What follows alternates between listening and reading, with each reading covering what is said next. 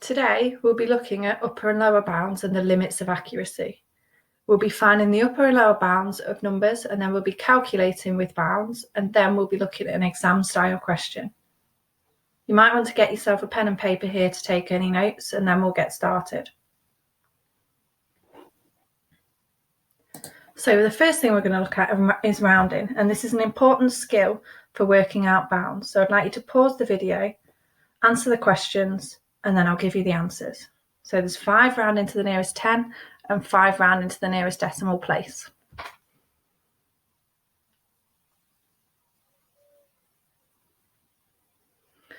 Okay, so the answers.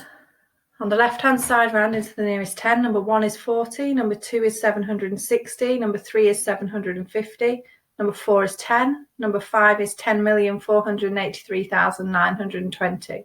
And then on the right-hand side, rounding to one decimal place, number 1 is 0.3, number 2 is 0.3, number 3 is 3.3, number 4 is 3.0, and number 5 is 20.0. And here, these two both round to 0.3, but they're different numbers. So that's important to remember when we look at bounds. So keep that in your mind. So in this first example, a number, 5 in this case, has been rounded to the nearest whole number. So what could it have been? Our job is to find all the values that it could have been before rounding. So it's easier to think about what the lowest possible value could have been and the highest possible value it could have been. And then we know it could be any of the values in between. So if we find the lowest possible value, that's what's called the lower bound. And the highest possible value is called the upper bound. So let's have a think about some numbers.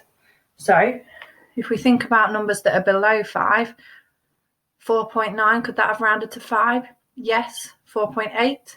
Yes. 4.7? Yes. 4.6? Yes. 4.5? Yes. 4.4? No. Can anything below 4.5, when it's rounded to the nearest whole number, give us an answer of 5? No. So the lowest possible number, or the lower bound, is 4.5. So let's have a look at the highest possible value it could be and the upper bound when it's been rounded to the nearest whole number. So 5.1, yes, that would round to 5. 5.2, yes, that would round to 5. 5.3, yes. 5.4, yes. 5.5, no, that would round to 6. But what about 5.49? Yes, that would round to 5. What about 5.499? Yes, that would also round to 5. So let's have a look at that in a little bit more detail. So we've already said that the lowest possible value, the smallest number it could have been, is 4.5. So the lower bound, when it's been rounded to the nearest whole number, is 4.5. The upper bound is 5.5, even though that would technically round to 6, because for 2 reasons. The first reason, it's easier than writing 5.499999. And the second reason is that sometimes it's displayed as an inequality like this. So the number that was rounded to give 5 can have been anything greater than or equal to 4.5, but it's less than but not equal to 5.5. So it's all of the numbers up to 5.5. So we use 5.5 to be the upper bound. So let's have a look at another one, so we're a little bit more confident. So here, instead of rounding to the nearest whole number, we're rounding to the nearest 10. So find the upper and lower bounds of a rounded value is just like working backwards from the answer. So 30 has been rounded to the nearest 10. So we're thinking about all the possible values that could have been rounded to the nearest 10 and give the answer of 30. So let's have a look here. So 24, does that round to 30 when it's rounded to the nearest 10? No. 25, yes. 26, yes. 27, yes. 28, yes. 29, yes. 30, yes. 31, yes. 32, yes. 33, yes. 34, yes. 35 will give us 40. So 25 was our lowest possible number, our lower bound. And somewhere here is our upper bound. So let's have a look at this bit in more detail. So all of these here from 34.0 to 34.9 would round to 30 when rounded to the nearest 10. We could then look at this bit in more detail as well and go from 34.9 to 35. So everything right up to 35, but not including it, would round to 30. So the upper bound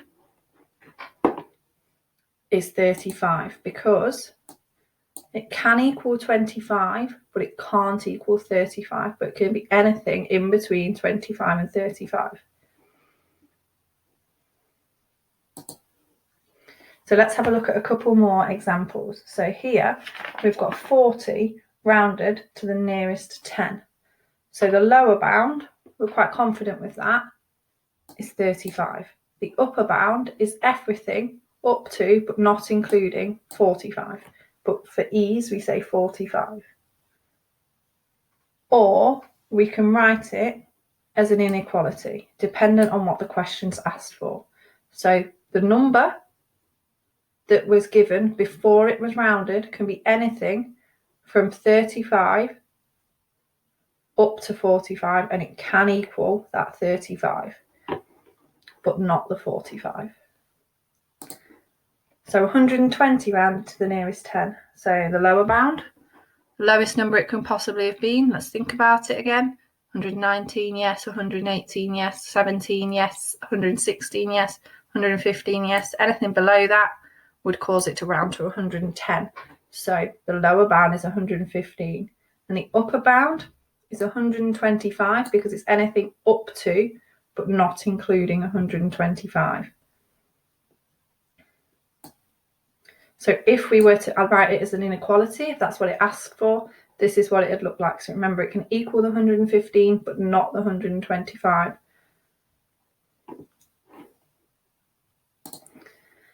So now we're rounding to a slightly different degree of accuracy. We're rounding to 100. So to the nearest 100. So let's think about the lower bound. Let's think about a number. So 380, would that round to 400 if it's the nearest 100? Yes. 370, yes. 360, yes. 350, yes. Anything below 350? No. So the lower bound is 350. And the upper bound, very similar, but it's everything up to, but not including 450. So the upper bound is 450. So if it just asks for the upper and lower bounds, these are all you have to give. But if it asks for, to represent it as an inequality, we need to write it like this. So x is greater than or equal to 350, but x is less than 450. So there's no equals there because it can't equal the 450, don't forget. So 1,600 is rounded to the nearest 100. What are the upper and lower bounds of its accuracy? So the lower bound to the nearest 100. So let's think about that. 1,590. Does that round to 1,600 to the nearest 100? Yes. 1,580? Yes. 1,570? Yes. 1,560? Yes. 1,550? Yes. 1,549? No. So the lower bound is 1,550. The upper bound is everything up to, but not including 1,650. Because it could be 1,649.9, and that would still give you 1,600 when you're rounding to the nearest 100. So that's the lower bound and the upper bound. And then to write it as an inequality, x is greater than or equal to 1,550, but less than 1,650. So very similar, we've got the same number here, but instead of it being rounded to the nearest 100, we've rounded to the nearest 10. So what are the upper and lower bounds of its accuracy? So think about rounding to the nearest 10, think about the column. So it's created a 0, so what would we need to make this round to 0? So let's think about 1,599. Yes, that would round to 1,600. 1,598? Yes. 1,597? Yes. 1,596? Yes. 1,595? Yes. 1,594? No, that would round it down to 1,590, as would anything under 1,595, which is why that's the lower bound. And the upper bound, anything up to but not including 1,605. So as an inequality, we write that. It looks like that.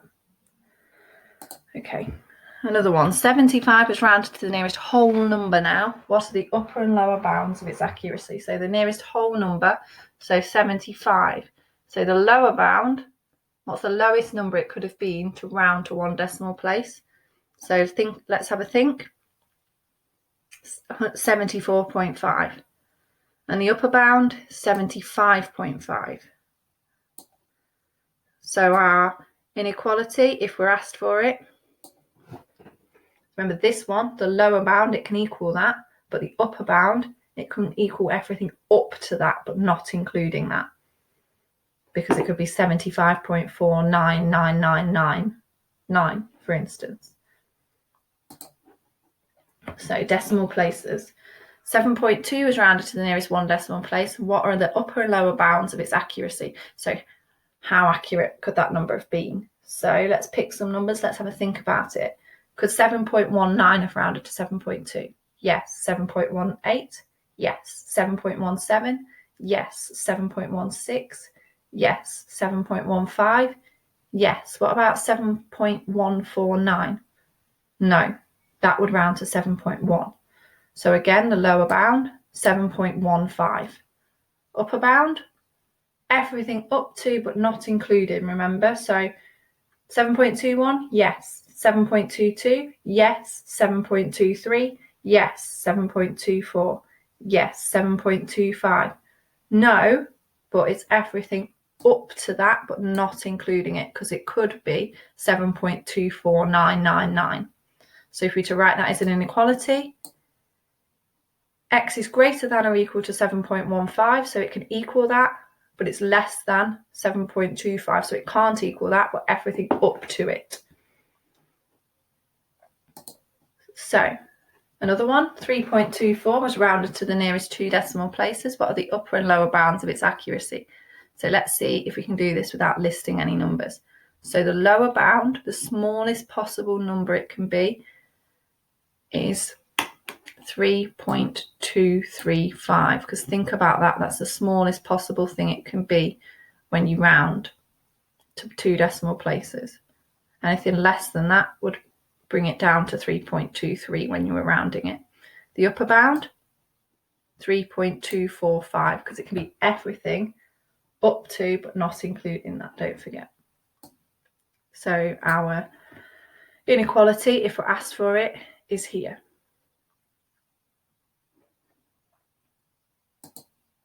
So now let's have a look at another couple. 2,000 was rounded to the nearest one significant figure. What are the upper and lower bounds of its accuracy? So if it's been rounded to one significant figure, in this case, that means it's to the nearest 1,000, because the first significant figure, one significant figure, is in the thousands column here. So then we've rounded it to the nearest 1,000, so that means our lower bound must be 1,500 and our upper bound must be 2,500, because it's everything up to but not including it. And if we were to write that as an inequality, it would be that. We've then got another one where we're rounding to one significant figure, where it was rounded to one significant figure. So 0.005. So this is what it's been rounded to here. So our lower bound must be 0.0045 and our upper bound 0.0055, because it's everything up to but not including that. So as an inequality, there it is. So here are a few for you to have a go at. So I would like the upper and lower bound of each, and then if you can, express them as an inequality. Pause the video here and I'll give you the answers in a few seconds.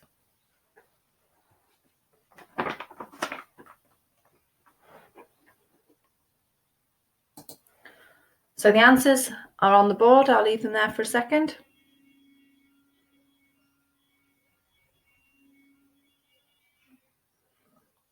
Okay, so we've looked at finding upper and lower bounds. Now we're going to be calculating with them. So a room is measured as 6.4 by 4.3 metres to 1 decimal place. Each of those are only accurate to 1 decimal place. Calculate the upper and lower bounds of the area of the floor. So if we think about this, if these have both been measured to the nearest 1 decimal place, that means that the upper and lower bounds of those, so if we talk about the length, the upper and lower bounds for that, the upper bound 6.45 and the lower bound is 6.35. So there's some difference there. And then the width, the upper bound could have been 4.35. That's the maximum possible value it could have been. And the lower bound is 4.25. So when we're talking about calculating the area, we multiply the length by the width on a rectangle. So when we're multiplying, if you think about what would give you the minimum, the lowest possible value, it'd be multiplying the two smallest values together. So the lower bound of the length and the lower bound of the width. So the minimum area will be the lower bound of the length multiplied by the lower bound of the width, because that's the smallest possible area that rectangle could be. So the minimum area would be 26.9875 metres squared. The maximum area would be the longest possible length multiplied by the longest possible width. So 6.45 in this case multiplied by 4.35, which gives you the minimum area of 28.0575 metres squared. Don't forget your units. So then, using the same shape but different question, the room is measured 6.4 by 4.3 metres, measured to 1 decimal place. What's the minimum and maximum possible length of the skirting board? So the skirting board goes all the way around the edge. So we want the minimum possible length that would go all the way around the edge and the maximum possible length that would go all the way around the edge. So if I just put those upper and lower bounds back on the board, so upper bound of length was 6.45 and the lower bound is 6.35, and the width upper bound is 4.35 and the lower bound is 4.25. So that means to be able to calculate our minimum length, so the sort of calculating the perimeter would be these added together. So the minimum value would be the smallest possible ones that could be there added together. So we'd have 6.35 added to 4.25 added to 6.35 added to 4.25. So that would be our minimum length. So when we've added them together, we get 21.2. And very similar, our maximum length would be our upper bound for our lengths and our upper bounds for our widths added together. So 6.45, add 6.45, add 4.35, add 4.35, which gives us a total length of 21.6 metres.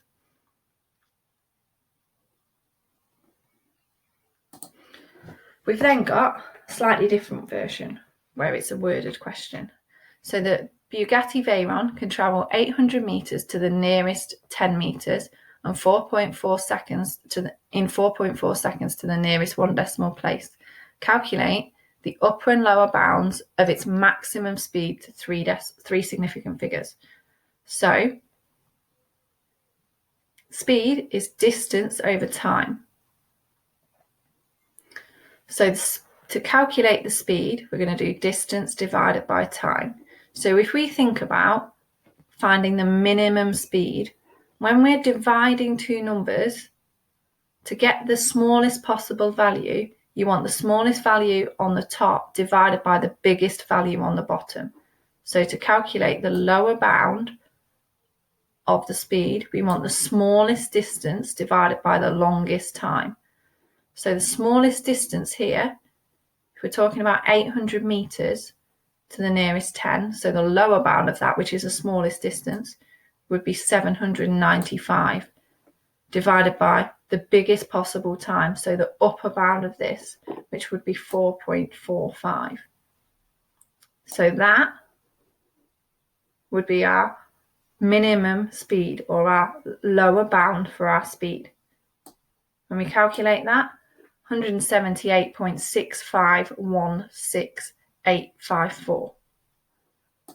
So the minimum speed to 3 significant figures is 179 meters per second. So then our maximum speed, which is the upper bound of our speed, would be the biggest distance that they could possibly travel in the smallest possible time. So the biggest distance in the smallest, shortest time. So that's the biggest distance to the nearest 10, so that'd be 805, divided by the smallest time, so the lower bound of the time. So that's 4.35. So our lower bound of our shortest time here, when we're dividing our biggest distance, will give us our upper bound, which is 185.0574713. So our maximum speed to 3 significant figures would be 185. So that's quite a difference there. So there's one for you to have a go at, and this is a past exam question. If a question asks for the limits of accuracy, that means the bounds, the upper and lower bounds.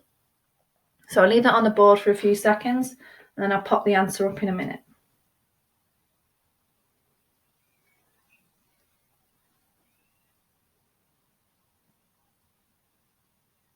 Okay, so the answer. So the lower bound is 333.25 metres squared, and the upper bound is 371.25 metres squared. You could have written it as an inequality if you want, but either is fine, either way to show it. Well done if you got that right. If you're not sure, have another check, and if not, you can always get in touch with me for some support. So just a little bit of a reminder, when you're finding the upper and lower bounds of a number, think about what you round into, so the degree of accuracy, what could have been rounded to produce the answer, and think about an inequality. That might help you. And when we're calculating with bounds, this might help you. So when we're adding together, so think about the perimeter question where we were doing the skirting board, adding the upper bounds together gives you the upper bound of the perimeter. The lower bounds together gives you the lowest possible value. When we're subtracting to give you the upper bound, you want the biggest possible number, so the upper bound of one of the numbers subtracted by the lower bound of the other one. And vice versa for the lower bound. And then multiplying to get the upper bound. When you're calculating with bounds, you want to times the two big numbers together, the upper bounds, to give upper bound of the calculation, and then multiply the two lower bounds together to give you the lower bound of the calculation. And as with the speed, distance, time question, to get the upper bound when calculating, you want to do the upper bound of one value divided by the lower bound of the other. And then to get the lower bound, you want the smallest possible value divided by the biggest possible value to give you the lower bound when dividing. I hope this helps the work that you're doing this week. If you need any support, just get in touch. Thank you.